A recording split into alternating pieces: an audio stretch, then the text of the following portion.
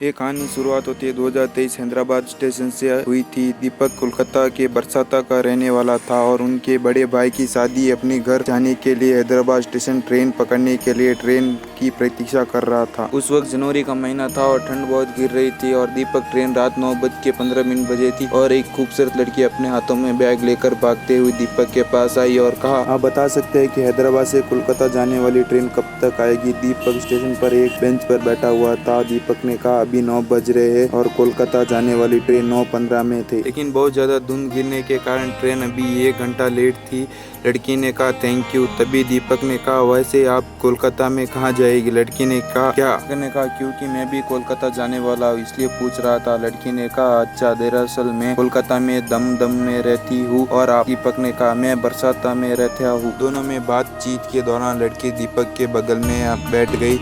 तभी दीपक ने लड़की को 1 कप कॉफी का ऑफर किया। लड़की ने कहा, हाँ, इतनी ठंड में 1 कप कॉफी चलेगी। दीपक ने 2 कप कॉफी ली और 1 कप उस लड़के को दिया और 1 कप खुद के लिए। कॉफी पीते पीते दीपक ने कहा, हेलो, मैं दीपक हूँ और आपका नाम। लड़की ने कहा, मेरा रिया हूँ। वैसे आप हैदराबाद में क्या करते हैं। उसने कहा, मैं यहाँ एक IT कंपनी में जॉब करता हूँ और मेरे बड़े भाई की शादी में घर जा रहा हूँ। अगले फरवरी फर्स्ट वीक को मेरे बड़े भाई की शादी है। और आप। यानी कहा, यहाँ मैं BSc की पढ़ाई कर रही हूँ और 1 साल बचा है। मैं भी अपने बड़े बहन की शादी में जा रही हूँ। उनकी भी फरवरी फर्स्ट वीक में शादी है। उन दोनों की बात करते करते कोलकाता जाने वाली ट्रेन आने का अनाउंस होने लगा। तभी दीपक ने रिया से पूछा, आपके कोच नंबर क्या है। रिया ने कहा, S3 टायर BU10 और आपका। दीपक ने कहा, S2 टायर B1। उसके बाद दीपक ने रिया से हैंडशेक किया और कहा, हैप्पी जर्नी साहिला, स्टेशन पर मिलेंगे। रिया ने कहा, ओके बाय। ये कहते हुए वो दोनों अपने अपने ट्रेन के कोच में बैठ गए। अगले दिन शाम के 5 बजे वह दोनों साहिलदा स्टेशन पहुंच गए। दीपक रिया से मिलने के लिए बेचैन था, इसलिए वो ट्रेन से जल्दी उतरकर AC3 टायर B10 के दरवाजे के बाहर रिया का इंतजार करने लगा। कुछ देर में रिया ट्रेन से उतरकर कहा, आपका सफर कैसा रहा। दीपक ने कहा, बहुत अच्छा रहा। उनका मन चाह रहा था कि रिया से उनका फोन नंबर मांगे, लेकिन नहीं मांग पाया। फिर रिया ने कहा, थैंक यू दीपक, हमें सफर में साथ देने के लिए, फिर मिलेंगे। ये कहते हुए रिया अपने रिश्तेदार में चली गई और दीपक बस देखता ही रहा। और कुछ देर बाद दीपक भी अपने घर की तरफ चला गया। वह दिन आ गया जब दीपक अपने बड़े भाई की शादी होने वाली थी। दीपक ने अपने बड़े भाई और बारात के साथ लड़की के घर शादी के लिए चले गया। तभी रिया ने दीपक को उसके जीजाजी के साथ देखा, हैरान रह गई। रिया ने सोच लिया दीपक ने कहा था कि उनके बड़े भाई की शादी, क्या मतलब। रिया ने समझ गई थी। दीपक ने पहले रिया को नहीं देखा, लेकिन रिया खुद दीपक से मिलने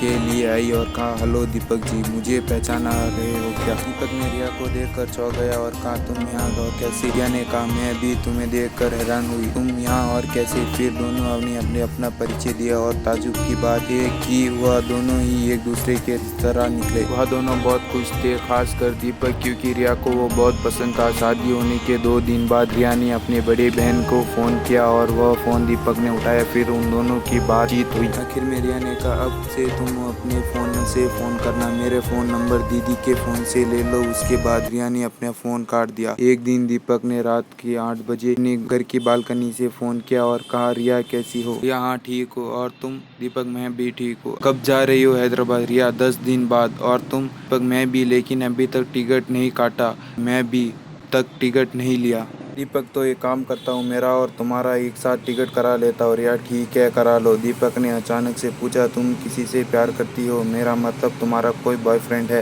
रिया अचानक से ये सवाल, ना अभी तक कोई नहीं है। क्या किसी से प्यार करती हो क्या। दीपक, हाँ, तुमसे। दीपक, पागल हो गया क्या, मजाक मत करो। दीपक, सही सही बताओ ना, वो कौन है वो खुशनसीब लड़की जो तुम्हारी होने वाली है। तभी अचानक दीपक की भाभी आ गई और कहा, दीपक किससे बात कर रहे हो, क्या वह पसंद आ गया है, क्योंकि अब तुम्हारी बारी है शादी करने की। बताओ, मैं तुम्हारे बड़े भाई से तुम्हारी शादी के लिए बात करूंगी। दीपक ने कहा, भाभी, मैं आपकी बहन रिया से बहुत प्यार करता हूँ। वह मुझे पहली बार हैदराबाद स्टेशन में मिली थी, तभी से रिया मुझे बहुत पसंद है और उस वक्त मुझे मालूम नहीं था कि वो आपकी बहन है। भाभी ने कहा, ये बात है, आज ही मैं मम्मी पापा से बात करती हूँ तुम्हारे और रिया की शादी के बारे में। भाभी राजी इसलिए हुई थी कि भाभी को पता था कि दीपक एक बहुत ही अच्छा लड़का है और रिया का बहुत बहुत ख्याल रखेगा। और रिया को वह बहुत ख्याल रखेगा। ये और परिवार के बहुत अच्छा है। हम दोनों बहनें एक ही परिवार में बहुत खुश रहेगी। दीपक बहुत ही खुश था। दीपक ने भाभी का फ़ोन किया और सारी बात बताई। रिया ने दीदी की बात सुनकर वह भी राजी थी, क्योंकि रिया भी दीपक को पसंद करने लगी थी। भाभी ने अपने मम्मी पापा को फ़ोन किया और सब कुछ बता दिया और उनकी तरफ से भी दीपक और रिया की शादी के लिए राजी थे। रिया ने दीपक को फ़ोन किया और कहा, अब तुम खुश हो ना? दीपक ने कहा, हाँ, मैं तुम्हें पाकर बहुत खुश हूँ। अब इस ज़िंदगी में मुझे भगवान से और कुछ नहीं चाहिए। और तुम खुश हो ना रिया? रिया, मैं भी तुम्हें बहुत पसंद करती हूँ और तुम्हारे साथ साथ जन्मों का बंधन बंधाना चाहती हूँ, लेकिन एक बात, मेरी पढ़ाई